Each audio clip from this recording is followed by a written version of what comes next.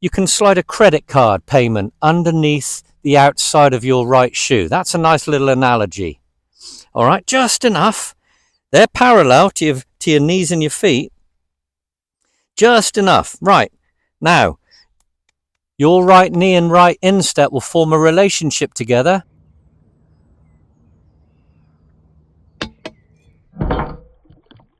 The setup. This is where it starts for 95% of faults, maybe even higher percentage than that. That's why the pros work so hard on the practice ground with alignment sticks for ball position, feet, knees, hips, different course conditions, different draws, fades, high, low. All these different shots they play will wreck their setup over the course of a 4-round tournament. So they're back, spending most time again retuning. Just like a race car, retuning after 300 laps. The thing's trashed. They've got to take it apart and rebuild it. Yet weekend golfers, senior golfers, business golfers, once a month as once a week players, don't really practice and just continue with the same thing day in, day out. And they forget about the basics. I just want to refresh you again. And a lot of my videos now are variations of a theme if you've not noticed yet. I like working from impact backwards and really having a good 9.5 out of 10 setup if it isn't ever 10 out of 10. The worst you can set up to a golf ball is 9.5 out of 10. So be so careful. No club now. With the help of a mirror, let's just get used to how the correct setup feels. I want you to feel awkward and correct, not comfortable and incorrect. So just pause and think about that statement for a moment. To create our angles, we've got to feel like we're a little bit more athletic than just comfortable. So let's just observe that. So with no club as a distraction, let's just make sure that we're understanding our angles, balance points. Let's not be on our heels because of tight hamstrings. Let's not be on our toes. Let's not set up with our feet at 10 to 2 if we walk a bit this way. We've got to just make sure that we make these little adjustments. Likewise, if we're a little pigeon-toed, this affects the way our turning structure is both back and through. So let's just observe that for a moment.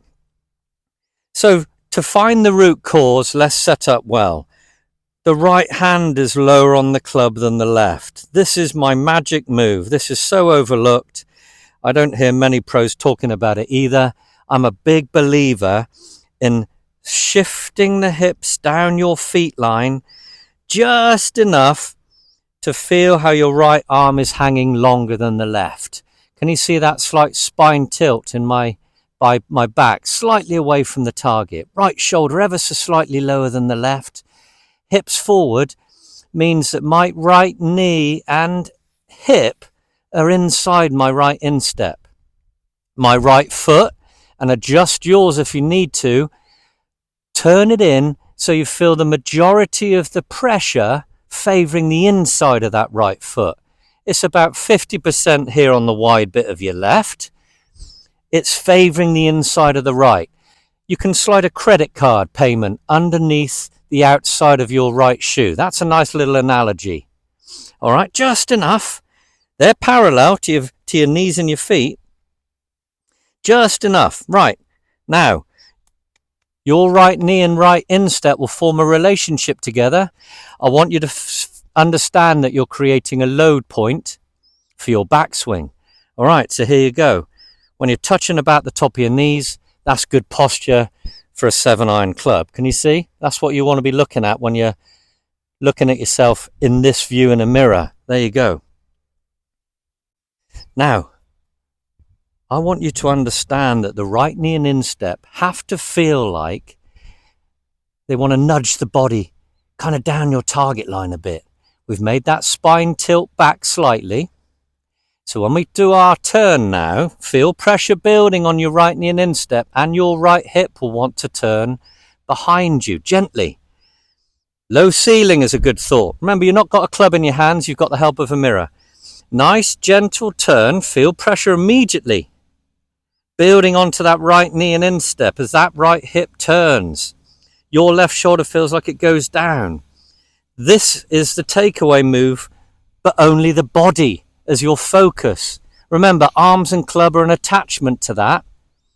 So the position of arms and club will be good if your body's good. So this is why you can practice this at home while the adverts are on telly. Right, nice turn. Here we go. That's your setup and takeaway position to here. So just understanding the importance of the correct setup, the angle, the load point, still with no distraction of club in your hands, you can then simulate the feeling of a raw essence of the backswing as a general shape, a general overall feeling. Thanks for watching as always. I really enjoy my subscribers' comments. I look forward to seeing you again soon. Take care.